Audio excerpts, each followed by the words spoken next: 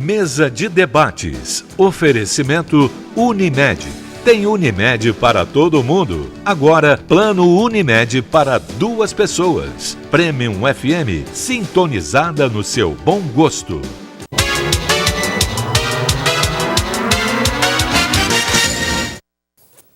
Estamos de volta com a mesa de debates aqui pela TVE Juiz de Fora. Você sabia que o dia de hoje foi escolhido como o Dia do Médico em homenagem ao São Lucas? Esse santo estudou medicina, acompanhou Jesus e, segundo a tradição católica, ele foi responsável por escrever um dos livros do Evangelho e também o livro de Atos dos Apóstolos. Doutor, a gente já estava falando aqui como que essa profissão tem mudado, né? Agora o médico deixou de ser um profissional solitário para orquestrar essa equipe toda. Eu queria que o senhor avaliasse hoje como que esse profissional tem desenvolvido e caminhado junto com a tecnologia. Ótima pergunta. Primeiro eu quero reforçar, São Lucas mesmo, né, chamado médico amado, século XV, né? E esse dia do médico veio em homenagem ao médico, mas por conta dessa data que ficou na história. O médico tem mudado muito a atuação dele. E eu queria até aproveitar o momento, né, mandar daqui um forte abraço para os colegas todos, né, os que são cooperados da Unimed, são 1.400, mais de 1.400 colegas na cooperativa, e os demais profissionais da área pública, do setor público, de outras atividades administrativas até, porque é uma profissão extremamente de muito sacrifício, contradizendo, inclusive, né, aquilo que volta e meia a gente vê na mídia. Eu acho que é aproveitar esse dia para a gente fazer uma reflexão, né, sobre o que é o médico, o que é o papel dele na sociedade, qual o conceito que ele desfruta, né? E aí eu trouxe algumas lembranças aqui, até por conta de uma frase desastrada e inoportuna do ministro, que teria dito num determinado momento de uma inauguração que os médicos precisavam parar de fingir que trabalham. Isso foi de uma agressão tão violenta, né, porque são profissionais que trabalham muito. Né? Eu acho que quem conhece um pouco, quem já precisou, quem já atuou numa área de saúde por alguma razão, sabe o quanto que essas pessoas trabalham e o quanto que a imensa maioria, a esmagadora maioria, é extremamente dedicada, é atenciosa, é envolvida, faz entrega, se preocupa. Houve um trabalho agora, eu trouxe para demonstrar isso, da infelicidade do ministro com essa frase, e de outras pessoas que possam pensar isso. Nós estamos com mais de 400 mil médicos, o último número que eu vi foram 480 mil médicos no Brasil, o que dá mais ou menos 2,11 por habitante, por 1.000 habitantes, que é uma estatística razoável. Para ter uma ideia, é mais ou menos o que temos nos Estados Unidos. E esses colegas trabalham muito, né, a despeito de que, às vezes, uma ou outra autoridade subintencionada queira julgar sobre o médico as mazelas do setor de saúde, tanto público quanto privado. Nos dois setores, há uma tendência de culpabilização desse profissional, quando, na verdade, sabemos que a questão fundamental é subfinanciamento, tanto no público quanto no privado, e uma questão de gerenciamento. Né? E o médico, ele, de alguma forma, ele é vítima dessa estrutura, porque é mais fácil você fazer a apologia do mal profissional para justificar as deficiências de um sistema que todos nós sabemos que é extremamente deficiente, tanto no público quanto no privado. Para vocês terem, e esse trabalho foi muito legal, eu fiz questão de anotar aqui, 75% dos médicos, segundo uma pesquisa muito bem feita, Conselho Federal de Medicina, Conselho Regional de Medicina e Associação Médica Brasileira, 75% dos médicos trabalham mais de 40 horas por semana. 43% de 40 a 60 horas por semana. E eu testemunho isso. Né? Durante a minha vida, eu tenho 45 anos de formado e testemunhei a minha vida inteira isso. Sou prova viva de que é assim mesmo. Né? E 15% trabalha de 60 a 80 horas por semana. 15% dos médicos em atividade trabalham em torno de 80 horas por semana. E 16,9%, estatística muito bem feita, com confiabilidade, tem uma jornada de trabalho semanal superior a 80 horas de trabalho numa semana. É tempo integral, gente. né? E aí a gente fica muito triste quando vê assim que o médico ele sair como vilão disso. Tem as distorções? Tem. Tem um ou outro caso, né, menos elogiável, de conduta, inclusive? Tem, como toda profissão. Não é mais nem menos do que em qualquer outra profissão. E outro mito que essa pesquisa desmontou foi que 62,4% dos médicos em atividade trabalhando nesse montante de horas semanais que eu citei aqui, tem uma remuneração até R$16 mil.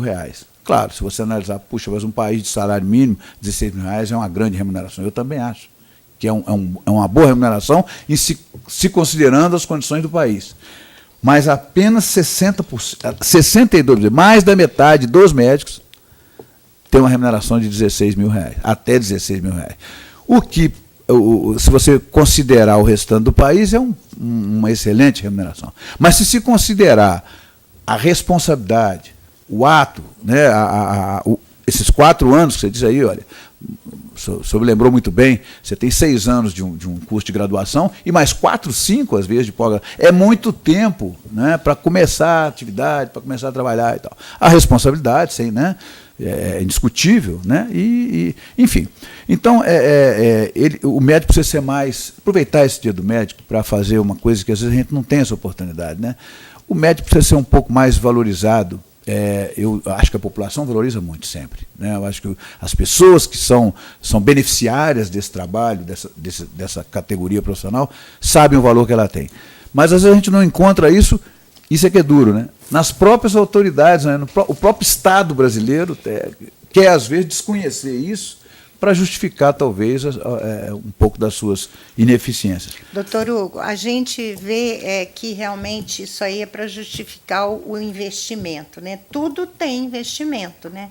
Se você não tem uma sala, não tem um local, não tem algo que você possa atender bem, como é que você quer cobrar do médico que ele lhe atenda bem? Eu acho que é o seguinte, Jane. Essa falta de investimento, claro, como é a falta de investimento num colégio, uma carteira adequada, ou um quadro adequado, isso, aquilo, num colégio, Jane, mas veja bem, doutora. Eles estão retratando os números de desvios de dinheiro, são astronômicos. Não, pois é, por isso aqui, esse dinheiro, o que está acontecendo? É o dinheiro da saúde, é o dinheiro da segurança pública.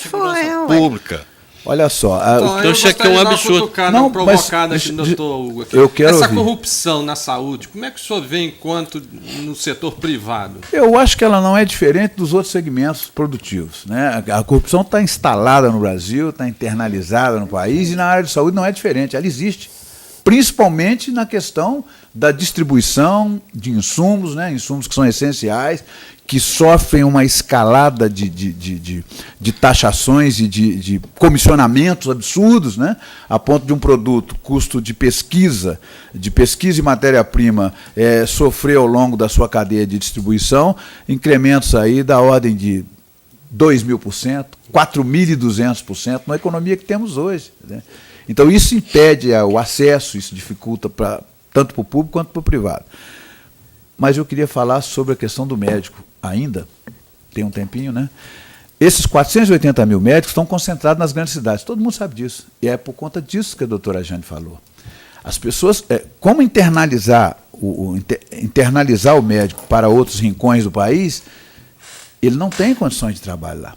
As condições são as piores possíveis, né? Então, se ele com uma formação, uma boa formação, ele precisa de um local de trabalho. O médico está precisando muito mais hoje de condições de trabalho do que propriamente de salário e de qualquer outra coisa.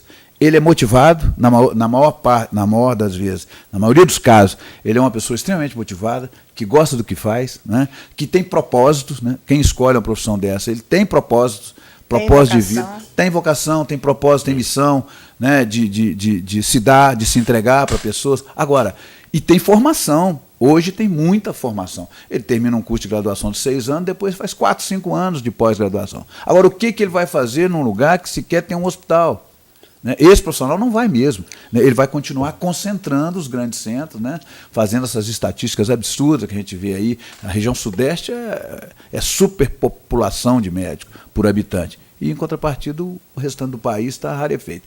Aí o governo vem com essa história de importar médico, tudo bem, tem lá as suas razões, né? Mas a distribuição era muito mais importante. Foram abertos recentemente no Brasil, quer dizer, o que se forma de médico, o aparelho formador, de 2010 para cá, mais de 80 faculdades de medicina. Então, nós temos um aparelho formador já instalado, né? Há uma formação médica anual bastante volumosa já, e é preciso encaixar essas pessoas. O mercado de trabalho fica difícil para ele, porque ele está concentrado em locais onde ele tem condições mínimas de trabalhar, né? Aí tem uma série de discussões aí nesse sentido, mas eu acho muito simplista, né? Quem é responsável pela saúde em nível mais alto, julgar para o médico as dificuldades que a gente vê. Eu não posso concordar com isso. Bom, eu tenho uma dúvida pessoal. Eu gostaria de saber a sua opinião a respeito. Se o aluno ele formou em uma instituição federal, financiado pelo governo, o governo ele não teria o direito de direcionar esse aluno para essas... Pois é. Essa interiorização do médico? Sim. Isso já existe. Já que foi ele que deu a formação. Isso já existe em alguns países, né?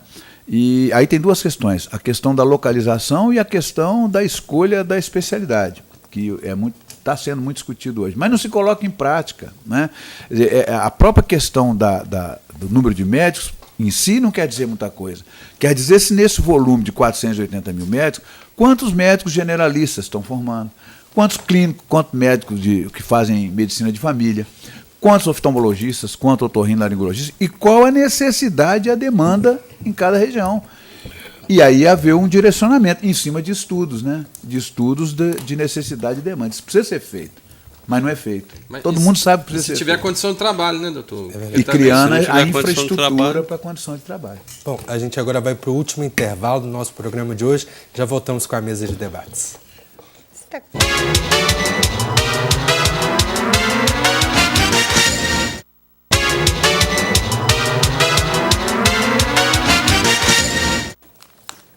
Estamos de volta no último bloco do nosso programa de hoje. Doutor, tem novidade também na Unimed, né? É uma novidade boa. Eu queria até aproveitar essa oportunidade para os nossos 1.400 cooperados. Duas boas novidades aqui, na verdade. E para os beneficiários, e, na verdade, para a Juiz de Fora como um todo, porque isso repercute, né, no conceito da cidade, numa série de coisas.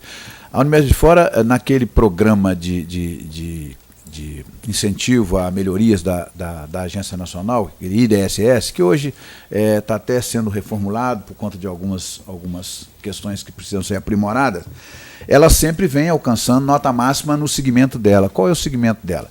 É o segmento de operadora de grande porte. Na região todinha, só tem uma operadora que a ANS considera de grande porte, só uma, porque tem que ter mais de 100 mil vidas. Então, as operadoras com mais de 100 mil beneficiários, elas têm um ranking, elas disputam numa trilha aqueles indicadores de qualidade da agência, não é isso? E as operadoras de pequeno porte, são todas de menores que 100 mil beneficiários, disputam no outro ranking entre elas. E aí você tem, como se fosse, a gente costuma facilitar isso, brincando assim, olha, o Tupi foi campeão da Série D, né? Poderia ser da B ou da C, mas o campeão da Série A, ele disputa num outro mercado, num outro patamar, disputa com A. Então não se compara coisas diferentes. Então, no segmento de grande porte, a Unimed de Fora sempre veio bem classificada nesse IDSS. Sempre tirou nota máxima no segmento grande porte.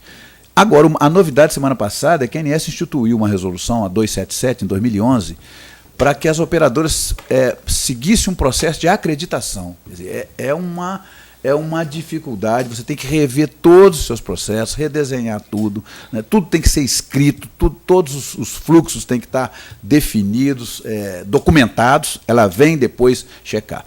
E nós começamos, há 2 anos, nós estamos fazendo esse processo de acreditação da operadora, como os hospitais já fazem, né? O hospital que é acreditado ONA 1, ONA 2, ONA 3, é uma acreditação. Mas o que quer dizer acreditação? O que quer dizer? Quer dizer o seguinte, que ela tem processos e estrutura de funcionamento nível máximo. Então, primeiro, nós tiramos assim, a ANS coloca 3 níveis, 3, 2 e 1. O 1 é o nível máximo. Nós tiramos nível máximo, a Unimed de fora. E, para você ver o que quer dizer isso, de 1.200 e tantas operadoras no Brasil, todas incluídas, não é entre Unimedes, não. Nós estamos entre as 25 que obtiveram nota máxima nessa acreditação. Que, na verdade, é um checklist. É um checklist dos processos, da estrutura e operação, não é aquele DS e DSS. É um processo muito mais complexo, muito mais difícil, porque tem que haver envolvimento de todos os segmentos, de todos os funcionários, de todos os de TI. Então, processos definidos, estrutura e operação definida, estrutura econômico-financeira, solvência, tudo isso é checado, né? E aí a operadora pode ser nível 1, nível 2 ou nível 3. Nível 1 é o nível máximo, então nós estamos muito felizes. Nós tivemos o nível máximo entre as operadoras de grande porte por um tipo de categorização, que é o IDSS, o Índice de Desenvolvimento da Saúde Suplementar. E também pela ANS, em resposta à resolução 277, nós somos acreditados, né? É uma operadora acreditada nível 1. Então, duas mas aí conta caso do hospital. Vamos para nós. Hospital. Bom para nós. Quero mais notícias. Então, hospital. Gosto de coisa nova. Isso é uma coisa nova. O hospital está lá, está muito bonito. Vamos começar um processo de visitação agora para públicos diferenciados, alguns que pediram, inclusive, por causa da novidade do processo construtivo. E como eu já falei outras vezes, ele está lindo, maravilhoso, né? Mas é evidente que um outro hospital que surgir amanhã vai ficar mais lindo e mais maravilhoso ainda, porque aí é a questão da modernidade, dos processos construtivos e tudo mais. O que está nos enchendo os olhos, nos fazendo assim, ficar muito ansiosos para a inauguração, que, se Deus quiser, dia 8 de janeiro mesmo, nós fazemos assim, um ato inaugural do prédio, né? Evidente que os serviços vão sendo progressivamente instalados. O que vocês vão perceber lá, e assim que ele tiver portas abertas, é que é uma estrutura fantástica, ecoarquitetura, reaproveitamento de água pluvial, iluminação direta, tudo isso. Mas o que a gente quer fazer lá, muito legal, é um processo de um atendimento humanizado, com acolhimento, que a gente já falou várias vezes. Para isso, nós estamos trabalhando a questão de pessoal, de pessoas, né? Recrutamento, com consultorias especializadas em recrutar pessoas com propósito, que vai ter vaga para técnico de enfermagem lá? É o profissional que talvez a gente vai mais recrutar, porque nós vamos fazer um centro de serviço compartilhado. Então, os processos de base, quer dizer, contabilidade, assistência jurídica, TI, esses processos são da operadora. A gente já tem uma operadora que temos estudo, contas a pagar, contas a receber, os processos administrativos e financeiros, vamos dizer assim, eles já são da operadora. Eles só vão também ser os processos do hospital. Integrado, é um centro de serviço compartilhado para reduzir custos, né, evidente. Agora, o que nós vamos contratar é exatamente os processos assistenciais, né? Então, aí nós já a inclusão de solicitações, currículo, é no site da Unimed, né? E estamos com 2 consultorias especializadas em recursos humanos, que vão fazer o perfil, estabelecer o perfil dessas pessoas, né? E muito em cima disso, que a gente falou aqui várias vezes, nessa questão da vontade de trabalhar, do propósito, de fazer coisas novas, de mudança, né? Esse perfil é fundamental, porque o outro da formação, eles se equivalem, né? Pequenas diferenças de formação ali e aqui, mas o que as pessoas hoje, o que as organizações estão procurando, são pessoas motivadas, que gostem do que fazem o seu melhor, que têm um propósito, né? Isso é fundamental, isso vai fazer a diferença. Então, essas consultorias são especializadas nesse tipo de recrutamento. Então, entre 2 pessoas com a mesma qualificação profissional, evidentemente que eles detectam aqueles que têm o potencial de crescimento, de se empolgar com o que faz e tal. Isso é que pode dar uma diferença na questão do acolhimento, do atendimento humanizado. E aí tinha uma frase para encerrar que eu achei muito legal, até copiei aqui, vocês vão me permitir, porque eu achei muito boa, não sei quem é o autor. Achei tão bacana, é um autor desconhecido. Ser médico, aliás, a propósito do Dia dos Médicos, falar isso para os meus colegas, porque eu me incluo nisso, né? E eu busco todo dia tentar melhorar. Ser médico não faz de você um ser humano melhor do que ninguém, mas ser humano certamente fará de você um melhor médico. Não é legal? É um autor desconhecido, isso foi julgado aí até na internet, eu achei tão interessante. Então, ser médico não faz de você um ser humano melhor do que ninguém, e não é mesmo. Isso você precisa entender. Mas ser humano certamente fará de você um médico melhor. Nós vamos buscar esses médicos melhores. Então, tem que buscar a humanização. Essa frase para a gente terminar o programa, o senhor já adiantou. Não, mas Depois você ele vai repete. falar uma melhor daqui a pouco. Vai pensando aí. Doutor, eu queria, duas questões que eu queria colocar.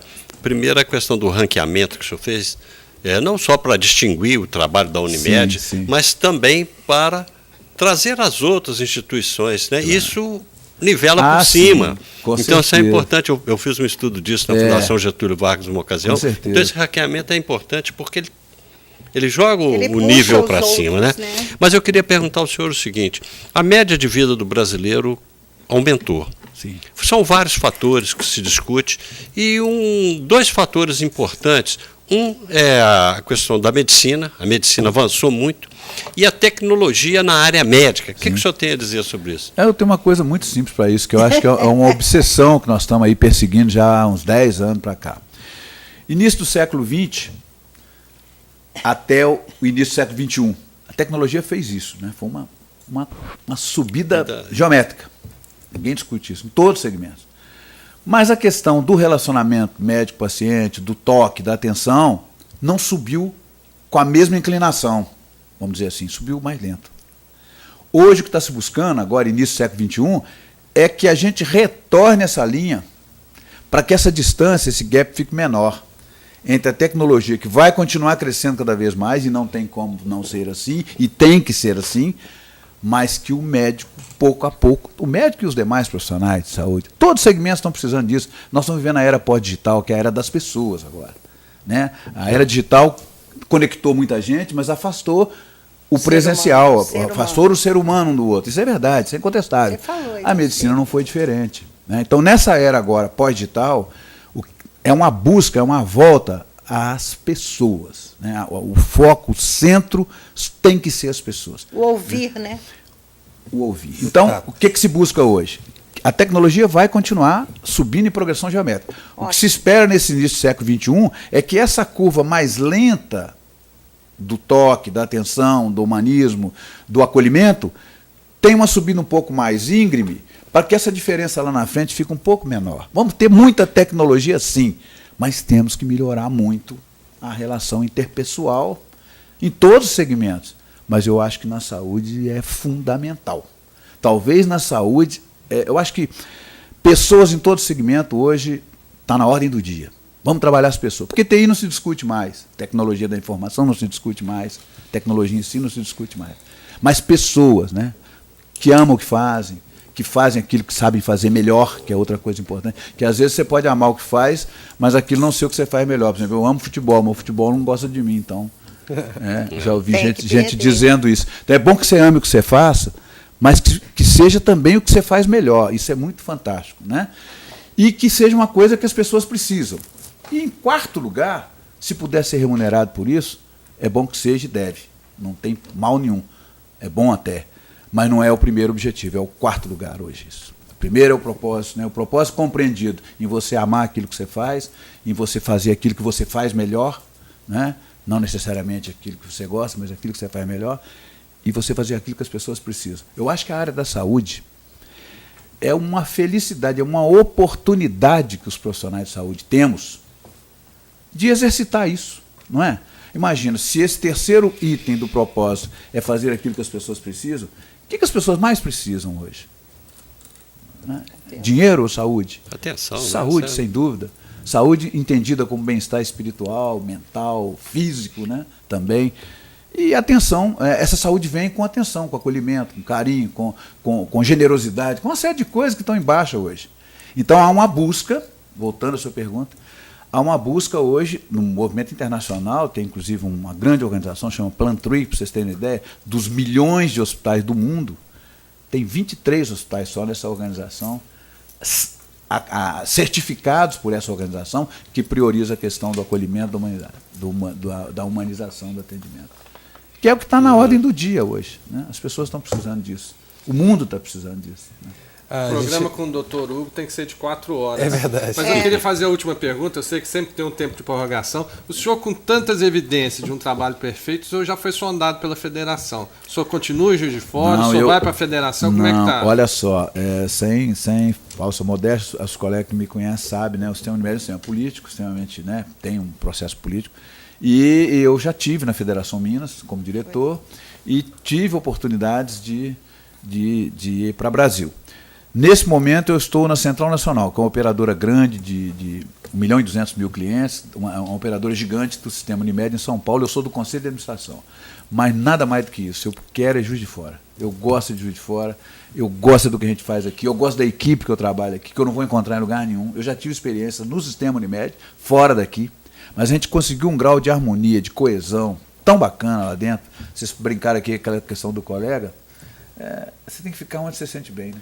E a cidade tem que comemorar de ter um profissional como o senhor, que fala com tanta paixão da medicina. Eu gostaria de agradecer a sua participação aqui. Nosso programa está chegando ao fim. Obrigado, debatedores. Obrigado, convidado especial. Eu gostaria também de agradecer a você que acompanhou o nosso programa aí de casa. Lembrando que a mesa de debates volta amanhã, ao vivo, às 11 horas da manhã, aqui pela TVE Juiz de Fora. Tem a reprise do nosso programa hoje às 6 horas da tarde. Você também tem acesso a essa e outras edições da mesa no nosso canal no YouTube ou também no nosso aplicativo do Diário Regional JF, que você pode baixar gratuitamente no seu celular. Muito obrigado pela companhia, uma ótima tarde e até amanhã.